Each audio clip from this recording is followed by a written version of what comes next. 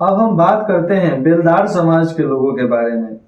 हमने देखा बेलदार समाज के लोगों का बहुत सारा बंटवारा हो चुका है। मतलब ये लोग थे एक ही समुदाय के, लेकिन उससे बढ़ते बढ़ते बढ़ते बढ़ते लोग अलग अलग नाम से जाने जाने लगे। जिसमें कोई बेलदार हो गया, कोई लोनिया हो गया, कोई लोनिया हो गया, कोई चौहान हो गया, कोई महतो हो गया। ऐसे अलग अलग प्रकार से इनका सब बंटवारा होते गया, लोग बढ़ते चले गए और अपने ही संगठन से टूटते चले गए, कमजोर हो गए, इसलिए बर्बाद कर दिए गए। आप नोनिया का हमारा वीडियो उठा कर देख सकते हो। नोनिया में आपको उसमें बताया जाएगा कि नोनिया का क्या महान इतिहास रहा है। नोनिया का काम था कि इस देश में नमक बनाना, हर किसी को नमक खिलाना, क्योंकि स्वाद की रानी नमक रानी, स्वाद की रानी नमक रानी, जिसको बनाने का काम केवल नोनिया जानी। समझ रहे हो ना आप?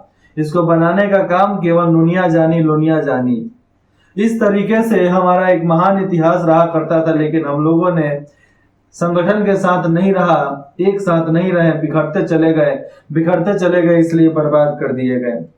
ऐसे कुछ लोग बेलदार समाज को निषाद वंशी मानते हैं। वही निषाद जो बिहार में श्री राम का स्वागत किया था कि जोहार प्रभु, हमारे धरती पर और स्वागत बढ़े। आप देखे हो ना रामायण।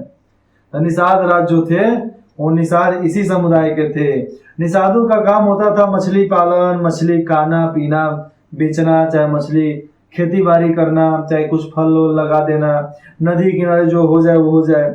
इनकी कला संस्कृति नाच नृत्य भी बहुत महान हुआ करते थे, एकदम मनोरंजन हुआ करते थे। और ये लोग मजदूरी भी बहुत अच्छा खासा करते थे। वंशी में देखा था निषाद वंशी, राजवंशी, समाजवादी, अनेकों प्रकार के इनके लिए नाम बोला जा सकता है, क्योंकि नोनिया के उपनाम ही हैं ये लोग। बेलदार जो है नोनिया समुदाय के उपनाम में आता है, इसलिए हम इसको नोनिया समाज के अंदर ही लेते हैं।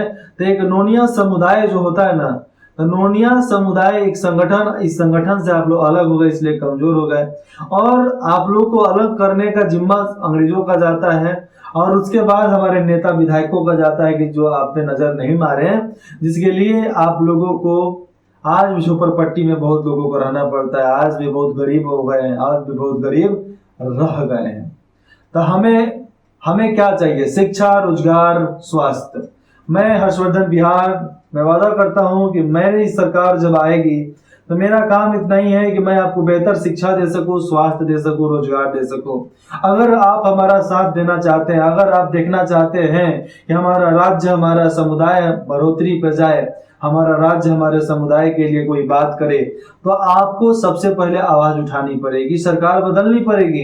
क्योंकि जब तक सरकार नहीं बदलोगे, प्रावधान नहीं बदलेंगे, प्रावधान नहीं बदलेंगे तो अधिकारी नहीं बदलेंगे, अधिकारी नहीं बदलेंगे तो कुछ नहीं बदलेगा। इसलिए हमारा कर्म बनता है कि इस कर्म भूमि पर जन्म लिए हैं, हम संघर्ष के भूमि पर जन्म लिए हैं, तो हमारा काम संघर्ष करना है।